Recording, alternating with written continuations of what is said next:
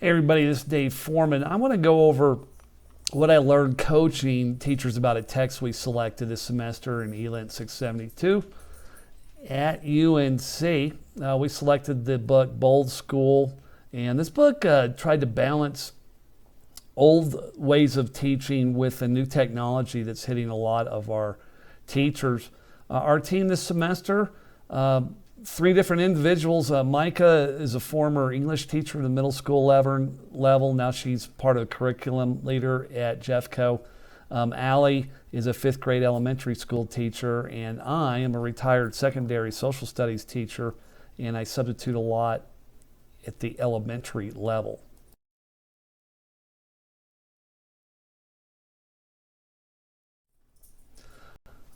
One of our challenges was to figure out how we were going to coach each other as a team of three. Micah came up with a great idea of reading this book. She's met the author. He has taught classes to other teachers before.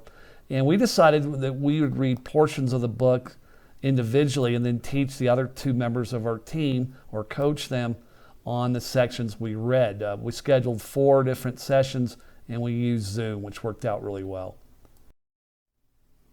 What did I learn about my style? I'm good at preparing things. I'm a planner. I also learned how much I miss working with other teachers. The online program is great. It's very convenient, but I learned more just talking to other teachers, and that's what we did here. They taught me lessons, and I would hope they learned some things from me too.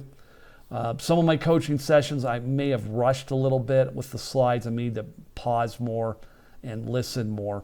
Also, I thought this method, working on a text is a great way to schedule future professional developments. Instead of listening to someone on professional development day from another school district or someone who hasn't been in the classroom, teachers could get together in small groups, pick a text, talk to each other about the text and learn some lessons and apply it to the classroom.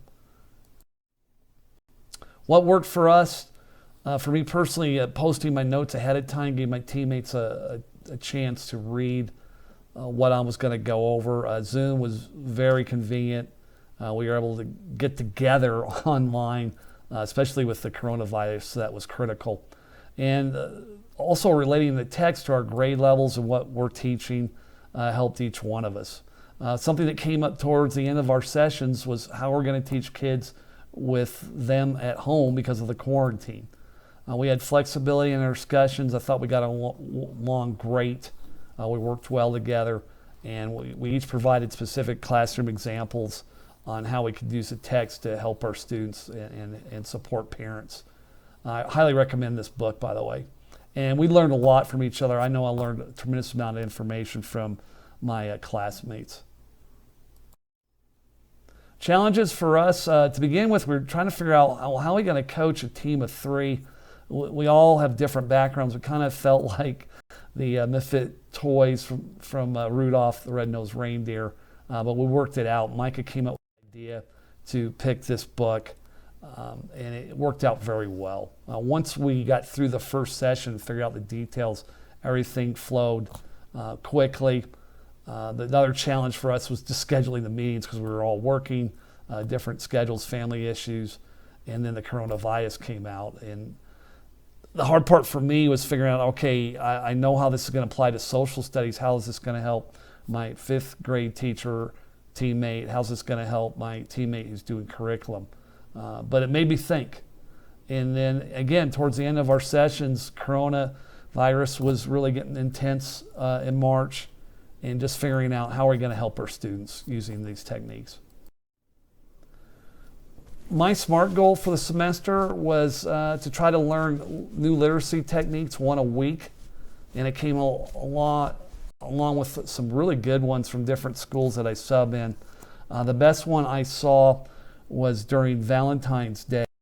A 5th grade teacher had kids read a silly story, about Cupid losing his arrows to a thief, and the kids had to figure out who the suspects were and then write about it and draw pictures of the 3 suspects. And she did this on a handout, had front to back cover, and then the kids had to upload their writing on Google Classroom. I was there the day that they were doing this, and they loved it.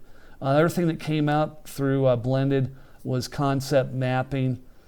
I thought the author had a really good point. Figure out what you're teaching, what you need to cover, what are the standards, then figure out what technology to use.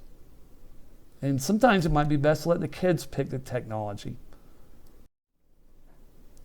Here's some notes from our coaching sessions. Again, in coaching session 1, we were just figuring out how we're going to do this. I'm glad we met early because it gave us time this semester to kind of plan it out along with our other book club group. And it worked. We had 8 sessions total between the book club group and this coaching sessions. This was the notes from coaching session 1. And we kind of went over our SMART goals and how we were going to teach each other. On number 2, I was responsible for the author talking about truths in teaching. He had 4 of them.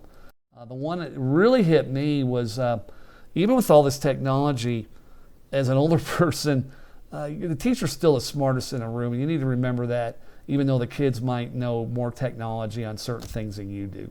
And again, how are you going to apply the technology? And the important thing is to plan. We also went over the Socratic method. I'm big into this. I used Socratic seminars before. I like asking questions. I love hearing what the students think on different issues. There's not always a right or wrong answer.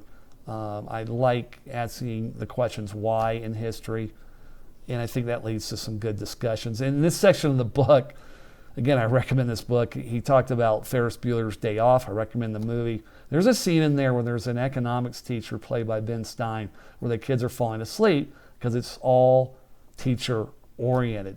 And it's so boring, even the teacher's answering his own questions. And that's not a way to teach.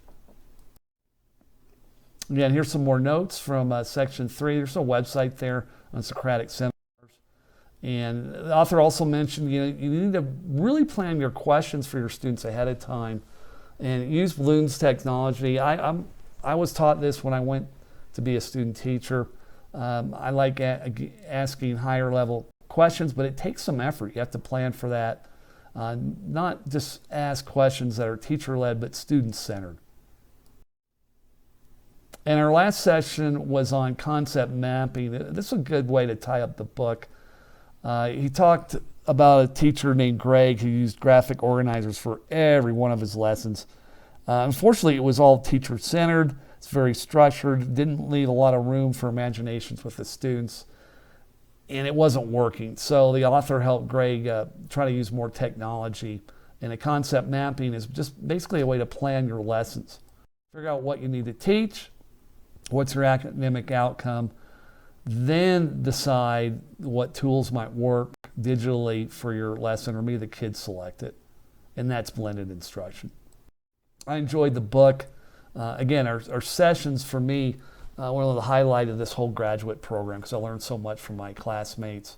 And you want to balance the new technology with old styles. And this, again, is something might be considered for professional development. Pick a book that applies to a group of teachers. Let the teachers read the book and then discuss it or teach each other different parts of the book.